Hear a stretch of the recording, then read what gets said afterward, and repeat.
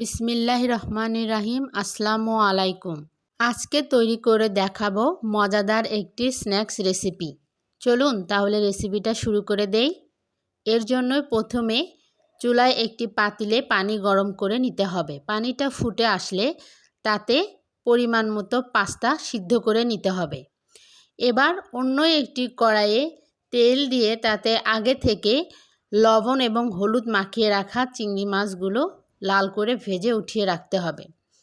চিংড়ি মাছ ভেজে উঠিয়ে নিয়ে ওই কড়াইয়েই একটি ডিম ঝুরি করে ভেজে নিতে হবে।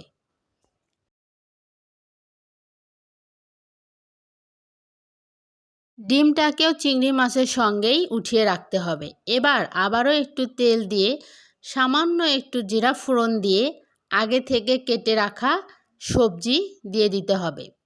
সবজিগুলো আপনারা আপনাদের ইচ্ছা মতো শেপে কেটে নেবেন এবং ইচ্ছা মতো সবজি ব্যবহার করবেন।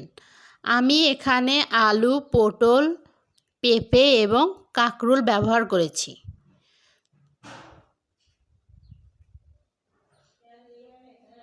তারপর একে একে কাঁচামরিচ কুচি, পেঁয়াজ কুচি, হলুদ গুঁড়ো এবং স্বাদমতো লবণ দিয়ে আস্তে আস্তে মৃদু জালে সবজিগুলোকে সিদ্ধ করে নিতে হবে।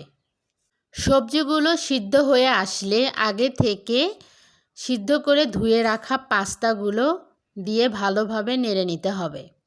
তারপর পাস্তা এবং সবজি সহ কিছুক্ষণ ভাজার পরে দিয়ে দিতে হবে চিংড়ি মাছ এবং ডিম ভাজিটা। সবগুলো উপকরণ আবারও সুন্দরভাবে নেড়ে মিক্স করে নিতে হবে। নামানোর আগে আগে একটা ম্যাগি মশলা দিতে হবে। এখানে একটু ধনেপাতা কুচি দিতে পারেন, আমার কাছে ছিল না তাই আমি দেইনি। তারপর গরম গরম পরিবেশন করলেই রেডি হয়ে যাবে মজাদার মিক্সড সবজি চিংড়ি পাস্তা।